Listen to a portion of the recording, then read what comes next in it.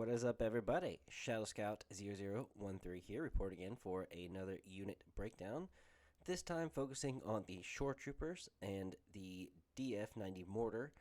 Kind of giving you some information about them and how they work and a few upgrades that go well with them. And yeah, just kind of giving you a few lists just to talk about them and do a small just breakdown for you guys.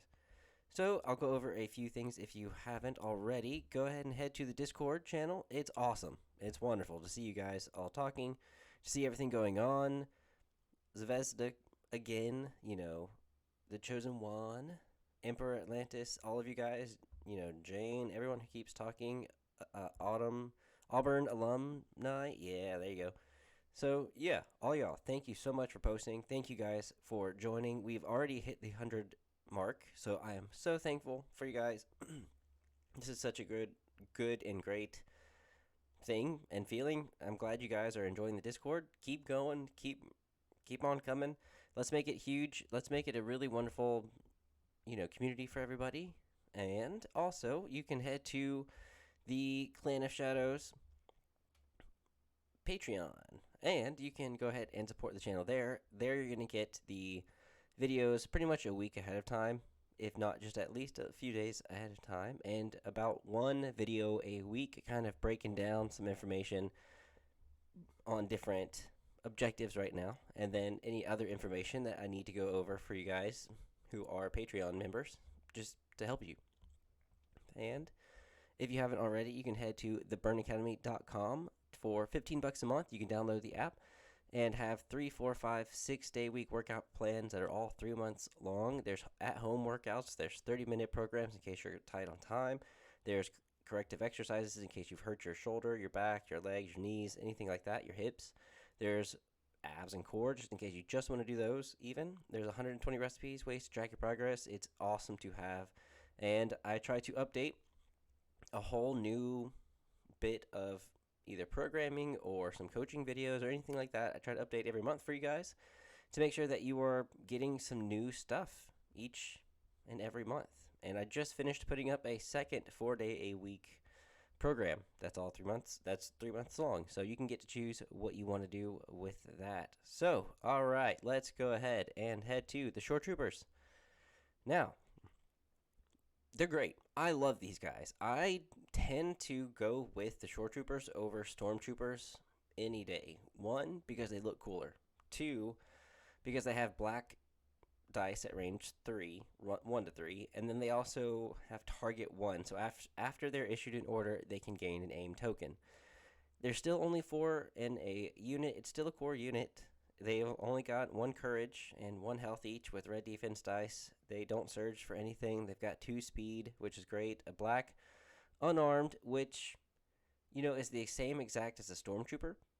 And then you've got them at 52 points. You've got a heavy, a personnel, a training, which is super nice, along with the gear, and then grenades, which I think hopefully in the future will become a little bit more popular, especially with lists that are missing certain keywords. Those grenades are a great way to implement them. So if you don't have any impact, or you don't have any ion, if you don't have any suppression or suppressive guns, then you can give them tons of different grenades to kind of go with that.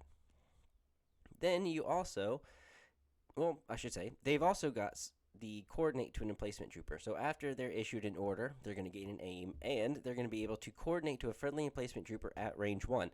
So if they're at least in a cohesion bubble, and one of them is at range 1 of the emplacement trooper, so maybe you move and you cohere them enough to be able to still coordinate to the mortar trooper, then that'll be perfect, because then you'll be able to get an aim, an order, and you'll be able to coordinate to the mortar trooper, which is a detachment from the shore troopers, meaning that when you're deploying, you're basically going to deploy the mortar a speed 1 away from the unit leader up to height 1 from the unit leader, which is different than counterpart. So detachments, you deploy them that way, but then they're kind of their own unit. Counterparts are always a part of. So ID-10 is a counterpart to Iden, and or C-3PO is a counterpart to R2-D2. They stay together. Okay, so fire support. So when a friendly, everyone knows pretty much what fire support is. So if you've got a Phase Supporter token, you can contribute just your dice, not any green tokens, to the attack pool. So this, if you wanted to contribute a single black dice, fine, but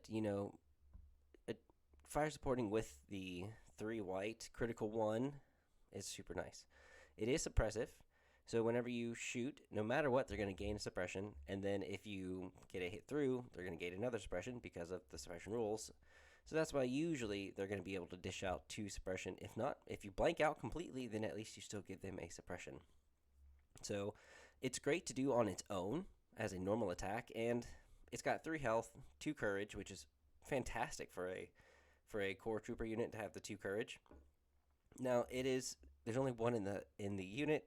Now the mortar itself is very similar to a stormtrooper unit in my opinion. It's cheaper than a stormtrooper unit. It's 1 less white dice than a stormtrooper unit, but it's at least critical 1 and suppressive. So I justify taking the mortar over a stormtrooper unit because of the courage 2, because of the bigger base, because of the critical 1, and because of the suppressive. And also, that's the fixed front, so you're going to have to pivot, which you have reposition, which allows you to, before and after a move, you can, do what you need to, like change positions. And then you've got a full pivot, so you can pivot up to 360 degrees, and then if you take a standby, it's range 1 to 3 instead of 1 to 2. And then they've also got a single black dice and melee. They are an emplacement trooper, so they can't really pick up any boxes. They can't climb, anything like that. Pretty much, if they're on a roof, they're going to stay on the roof. If I don't think they can, for the most part, clamber. They can't do any of that. So kind of keep them like either on the ground or on a really good position where they don't really need to move. But they do provide cover. They do provide light cover, which is fantastic. And their silhouette is huge now. So you're going to have to be kind of careful of that. But at the same time, I don't get it. Like I mean, the silhouette's huge. It's nowhere near it's above what a standard trooper would be. So it doesn't make sense. Whatever. So they've got a bigger silhouette, so just be careful of that, and also be cautious or be aware of that, just because you can also shoot from that. That's your line of sight from that high. Now the problem with the fire supporting with a mortar is you're losing an extra suppression on the board. So if the shore troopers decide to attack and you decided to fire support, yes, you're going to have a bigger dice pool, which is great, especially if you're having to gang up on a force user that doesn't have a dodge, and then you really wanted to get the critical 2 through. If you have the shore troopers with their heavy, which is critical 1, and then you fire supported with the mortar, that's critical 2, and you're rolling a ton of dice at range 3, So if you were to do that and they just had the heavy, you'd have the 6 black dice, 5 white dice. So 6 black, 5 white, critical 2. Yeah, and if you had targeting scopes, you could reroll 3 of them. If you were shooting with the shores, I should say, if you had a aim and you had targeting scopes on the shores and you were able to fire support with the mortar, then you could definitely, reroll 3 instead of 2, which would be helpful.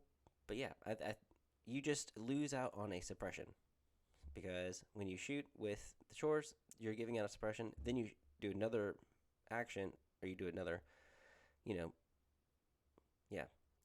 throughout the round, maybe you then draw the mortar, you shoot, that's 2 more suppressions, so that's 3 suppression. If you just shot with the shores and the mortar fire supported, it would just be 2 suppression instead of 3 overall at the end. So it's just tough. It's a tough call. So you just got to be conscious. And with the pass mechanics, it makes it way, way better. So let's take a look at the shore and the heavy. So the T-21B is the natural heavy for the unit. It is critical 1, range 4, 2 black, 2 white. Awesome gun. It's just so expensive. It's 32 points. But here is the thing. I'll do a quick little thing for you guys. Quick little addition. So 6 core units comes out of the shore troopers, 3 shores with the heavy, and then 3 mortars alone come out to 372. You have 6 core units. That's pretty good. That's really good.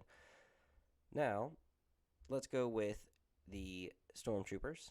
If we were to just say do 6 storms, and we added a heavy for the storms, that's just 20 points, the cheapest one, almost the cheapest one, let's just say. And let's go for 6 activations. You're looking at 384. Man, so 12 more points. So that's 12 points you could use. That's almost an ID 10. 12 points is just a lot. I mean, that could be a good upgrade onto maybe one of your other guys. So, yeah, that's why I highly recommend the Shores. Is it saves points as well. And then the Mortars again provide light cover. They've got a range 3 to 4 gun, and then at least a range 1 to 3 black dice, which still does almost nothing, but it's something. And then the DF Mortar can start in the middle for hostage exchange, and it has a bigger base than a normal trooper, and it's already got courage 2. So when it's given the hostage, the DF Mortar turns into a courage 3 health red dice save unit that's got a huge base that can reverse. So say that your unit, or so the unit, they place it facing away from your deployment zone and then do the speed 1 move. You don't have to reposition and then do a move. You can just start moving backwards. And again, you're traveling farther than your opponent, more than likely. Because unless they've got a emplacement trooper that's also got the hostage, they're going to be moving just a little shorter. So that's really good. And then the fact that, you could now shoot first with cumbersome. You can shoot and then move with the mortar instead of just move if you absolutely needed to. I would probably just get to moving. So yeah, now you can also add Gideon and Del Mico, but I feel like it kind of reduces their impact because the Shores don't surge in offense, which you really, really want Del Mico to surge, which is why he's great with Shores. I think, it's not Shores, sorry, Snows. I think that, the best upgrade on Snows, for the most part, is Del Mico because of the steady keyword. So you're going to be moving a speed 3 by doing 2 speed 1 moves, and then you get to fire off a shot, surge to hit. Now, unless there's a way to get an aim token, maybe like from a commander before they activate, then you could use that for Pierce. But for the most part, having high velocity with a range 1 to 5, 2 black, surging, that's nice enough. And then 2 health. Yeah, just really good. And then Gideon, if you were to add Gideon, which is still not that bad, it's a range 1 to 3 instead of range 1 to 4, so they're going to be a little bit hitting harder, hopefully. You do increase your courage by 1, so you would have a courage 2 shore trooper. And then you'd have coordinate to a core. So you wouldn't be able to use both coordinates. You wouldn't be able to have Gideon Hask use his coordinate to a core unit, trooper unit, and then also coordinate to an emplacement trooper. You'd have to pick one. So whenever you give the order, if Gideon Hask is on there, you give it to the Shores, they get their aim. They can coordinate to another shore unit to get their aim, and then that unit can coordinate to an emplacement trooper. So then you've got, a lot of stuff going on. So that's really cool. Let's look at the regular guys. So the regular guys, the Imperial Comms Technician, awesome to have because, upgrading the comms upgrades that you can bring. Comms Jammer, you're definitely not going to need because you're probably not going to be that close for the most part. And for having them on a core unit, you never know which core unit your opponent's going to go after, so it's probably just pointless. Comms Relay, no, it's not worth it. There's no point in putting a comms technician to have comms relay. Emergency transponder, sure, that's good on pretty much almost any unit. HQ uplink is where it's at, though, because again, whenever they get the order, they get an aim. So it's almost pointless to have the emergency transponder on there. You'd rather just have the HQ uplink because then he can just recover. And then, on the next turn, you use HQ uplink, you get your aim. You recover, you already have an aim, and then you shoot. And then on the next turn, you use HQ uplink, you recover, you get an aim for free, and then from getting the order to begin with, and then you shoot. You just want to get them entrenched in a good position for that to keep happening. And then you don't need really hacked comms unit or long range. I would just go with HQ uplink. So that would be probably the best with the technician. The Imperial Officer would be also wonderful to have, because that's going to increase your courage by 1 as well, and give you Inspire, which you probably want, especially with new rules. The FX9 Medical Droid, if you only have the Shore Troopers, then the Medical Droid's probably going to be a good bet. If you don't have any Stormtroopers or Snows, then yeah. The Astromech is good if you obviously are bringing some vehicles, and then Shore Trooper, yeah, that's also pretty good to have. I mean, honestly. Then your upgrades, Duck and Cover, you don't need. I wouldn't do anything with Duck and Cover with the Shores. Endurance, not necessarily needed on the Shores. I wouldn't waste it on them. Hunter, sure, but you don't need it. Into the Fray, sure, but again, they're never really. You want them to be ranged, not melee. Offensive Push, probably the best training upgrade that they can have. Overwatch, not necessarily. Protector, you don't need because you don't have Guardian. Situational Awareness is bad because they're an offensive unit. Tenacity, again, they're not really going to be that close. And then Up Close and Personal isn't really a training upgrade slot that I'd use for the Shores, ever, really.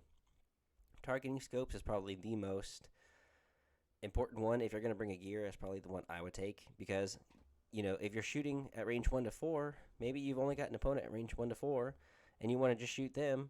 You have an aim, and you're rolling 4 dice, and you don't surge, except you get a critical 1, and the chances of rolling hits on black and white are pretty tough. So having that targeting scopes really helps a lot, especially at range 1 to 3, when you've got, your 8 dice that you're rolling with the heavy and the regular. You're just rolling 8. Now with another one, you're rolling 9.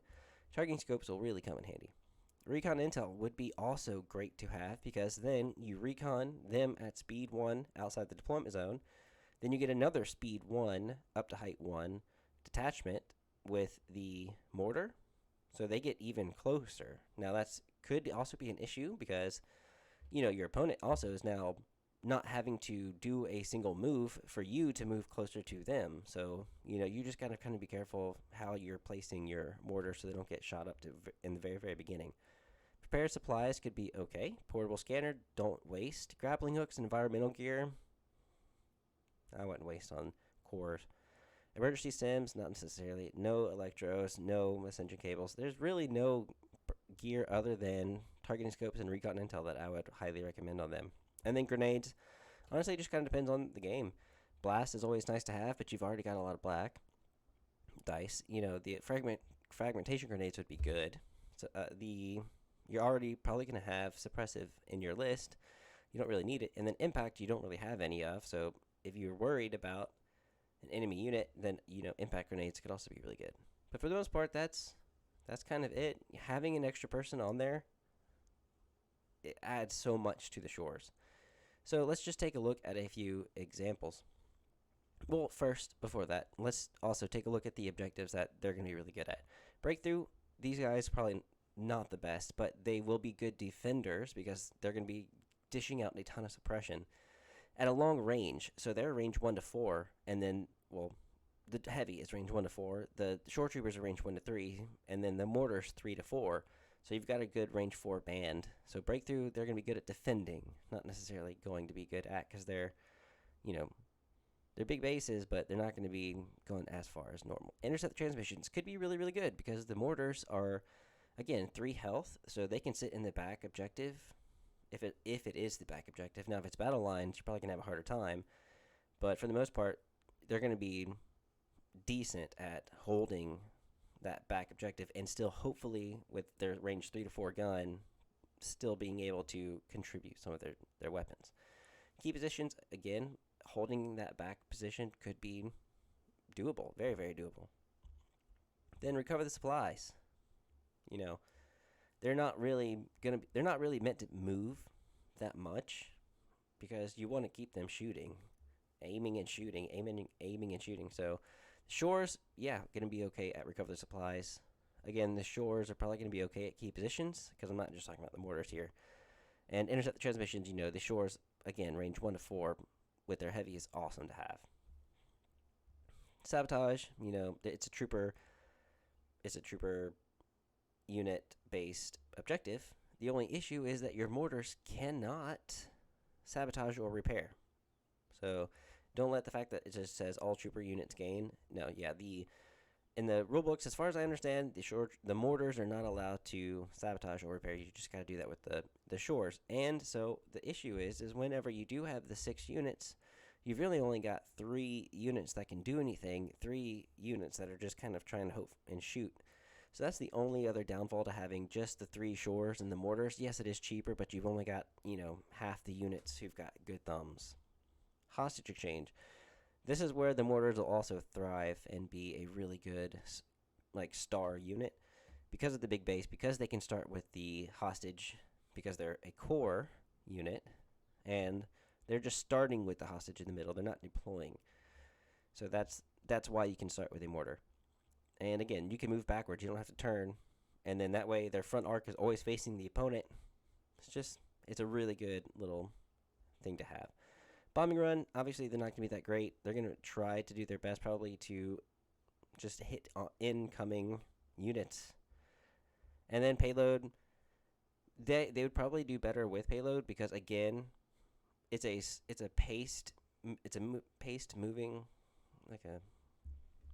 you got to pace yourself moving to where the payload's got to be. So the mortar can probably move and at least provide 3 health unit around the payload when need be. So yeah, there you go. And then for deployments, danger close, maybe not that great because they're range 3 to 4. Hemmed in, probably not the best. Rollout, definitely a good one. A major offensive is a good one. Long march is a good one. Disarray, probably not the best. Battle lines and advanced positions are really good to have for them. And then conditions, they've got courage too. So, obviously every condition is going to be variable. So I'm not really going to go over that. But let us look at a double bounty list. Now, we've got 2 Imperial officers, and this is also to help with the order control. There's 2 Imperial officers. One of them has to have underworld connections because we've got 2 bounties, but they're also cheap units, and then they're also support units that can provide aims and inspire. You've got Din with tenacity, situational, the jetpack, Dim's flame projector, and the ambient rifle, mostly for points. Now, if you wanted to get rid of prepared supplies on Cad Bane, then you could make Din have the spear, the ambient spear. Well, not the Amban spear, sorry, the Beskar spear. My bad. And so, yeah, if you wanted to change that, you could. The reason I mostly had on the gun, or his Amban rifle, was because of the, if you needed to really get off that last bounty shot, the Amban rifle is really, really good for that. So I'll just put it like that. I did. I've got the links to all of these lists down below in the description. So if you wanted to click this and then use it and or make some minor changes to it, you could. I've got Cad Bane with up close and personal, situational awareness, prepared supplies, and the electro gauntlets, mostly because when he's shooting at range 1 to 2, I want him to get that dodge, and then I want him to be able to use every single dodge, even his independent dodge too, to cancel crits. Using prepared supplies would also be good in times of need, and then electro gauntlets when he needs to get out of a sticky situation, because it'll have the immobilize, it's oppressive, and so this is also good for a lot of objectives, because now with the Amban rifle and the electro gauntlets, you can basically keep your opponent mobilized, the important units immobilized, I should say. So the units that need to move, like for recover the supplies or hostage exchange, anything like that, then they're wonderful to have. Or if they're going to try to be closing in on your back objective, you can at least slow them down. And if it's a Jedi, slowing them down is important, big time. So those immobilized tokens really come in handy. Then here's where the fun begins. So I've got the 3 shore troopers and then the 3 mortars for the 6 core. I've got 2 shore troopers with the Imperial officer upgrade along with their normal heavy, to give both of these units of shore troopers courage 2 and inspire. So they're pretty much always going to be able to have 2 actions. And I've also got Gideon with the comms technician and HQ uplink, which Gideon also increases the courage. So you've got 3 courage 2 mortars, 3 courage 2 shore troopers, 2 courage 3 bounty hunters, and then another 2 courage 2 commanders. So the lowest courage value in this unit of 10 activations is courage 2. So for the most part, that's almost as if, when you're playing the Republic, Gar, you got Anakin and Obi-Wan with courage 3, and then all your phase 2s are courage 2, but I'm highly doubt you're going to be able to get 10 activations with that, with stacked out like this. So the fact that you've got all these heavies and extra provides a lot. Now, that doesn't give you the targeting scopes, or enough room for targeting scopes, but you've got a lot of dice that you're throwing. So that's fantastic to have. So a double bounty with all courage 2 units except for your bounty hunters, which have courage 3. So you are good to go on suppression. And with the amount of, you've got 4 units that have inspire 1, but that's a lot of inspire, a lot of high courage. I love this list. I might have to try out this list at some point. Then you've got your normal suppressive list with the shores. You've got your 3 shores, you got your 3 mortars just with the heavy alone. You've got Bosk with seize initiative, hunter, and targeting scopes. You've got 2 death troopers, one with comms relay. So that way when you entourage to the death troopers, if they don't want it, they can, again, give it to the shores, which will get an aim, and then they can coordinate to the mortar. Then both of the death troopers also have the DLT-19 and their config. And then you've got Krennic with lead by example and strict orders to get rid of all the suppression. And then Elijah binoculars, just so he's not completely useless. And then now let's continue to downgrade the shores to have nothing this time. And so they're naked completely. But I've got Veers with electro binocs to give out the 3 aims that is probably going to be needed. And then you have Iden Versio with ID-10, Inferno Squad, and 2 Imperial Special Forces units with the offensive push and the T-21, giving you 11 activations.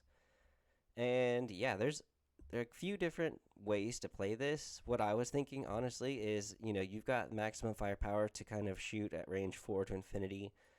Red dice, Sharpshooter 1, Impact 2 at either whatever armor you have to shoot at, because he surges to crit. And then you've got Impact 2, so hopefully you're going to be able to get some crits through. And then on top of that, you've got Iden with Marksman, who, if you wanted to shoot with her repeater, let's just see. So you have her ID-10 rifle with high velocity, Pierce 1, 2 black, but she's got Marksman. So if you rolled hits and then turned them in the crits, that's good anti-armor. And then also for her repeater, it's Impact 1, Critical 1. So the amount of crits that you might be able to get through on armor could help as well. And then the Inferno Squad, they also have Marksman. Imperial Special Forces have Marksman, and then their T-21 is critical too. So the amount of anti-armor in here is also pretty wonderful just because of that Marksman. And then the possibility of getting that critical with the critical keyword. So there's a lot that you can do with this list, and having also Veers be able to, so also, Veers, his 2-pip gives out to vehicles, and you don't really have any vehicles in here, so you could technically go with Iden's, both her 2-pips on this one, so that's what we'll try to do for that. And then, Veers has the Imperial Discipline, which also allows friendly units that are issued in order to recover. So if you wanted to give those to Iden to recover her shield and to recover offensive push, that'd be perfect. If you didn't want Hunter on the Inferno Squad, Hunter and offensive push are literally the same price, so maybe you wanted to do that. That's kind of up to you, but that's just a really good way to use his 3-pip to allow everyone to recover. And then obviously you're taking Tactical Strike, and you're also taking Pulse Scan. But there you go. That's 11 activations, and that's, a really good Iden Versio's Courage 3. Inferno Squad is Courage 3. Imperial Special Forces are Courage 2. General Veers Courage 2. You've got 3 other units with Courage 2. You only got the 3 shores that are Courage 1. So, again, that's also going to help with the amount of suppression stuff that is going on. All right, guys, that is it. That's just kind of like a little bit about shores and some lists that, you can bring shores in from fully stacked all the way to just kind of where they're naked, and you've got all the other units that are decked out for the some part for the most part, I should say, because you've got Iden with a ton of upgrades. But yeah, I just wanted to kind of go over some benefits to bringing the shores and mortars and what they offer. And yeah, hopefully you guys liked it. If you haven't already, definitely like and subscribe to the channel. If you don't know, go ahead and leave a comment down below. And I think that this is going to come out in March. Or sorry, at the in March, I should say. Wow, I'm already thinking way ahead. And after this video, because I'm already recording this in February still, I will come out with the winner. And all you have to do is leave a comment down below and be a subscriber to win the Amazon gift card. I know I keep forgetting to always say that because my main focus is trying to just bring information to you guys. Growing the channel is a great benefit from this, and so is growing the Discord. But for the most part, I see my job basically as just trying to give you guys information. So yes, I want to grow the channel. It's great. Subscribe, leave the comment down below. I want to kind of just reward you guys for helping me do this. So that is where that's coming from. Definitely go ahead and head to the Discord and become a Discord member because it's fun to be. Go ahead and head to the Patreon. Support me, and I'll try to give you guys as much video information as I can, and hopefully, you guys like it enough to keep supporting me. And then also head to theburnacademy.com for $15 a month to have the app with 3, 4, 5, and 6 day week workout programs to help you inside the gym, corrective exercise programs, at-home workouts, 120 different recipes, track your progress, all the good things out there. And lastly, I really, really want to thank the Patreon members, Anthony and Kitsune. Thank you. Thank you so much for all that you do and for helping me with my YouTube channel and Patreon. Thank you guys so much, and I will see you guys in the next video. Take it easy.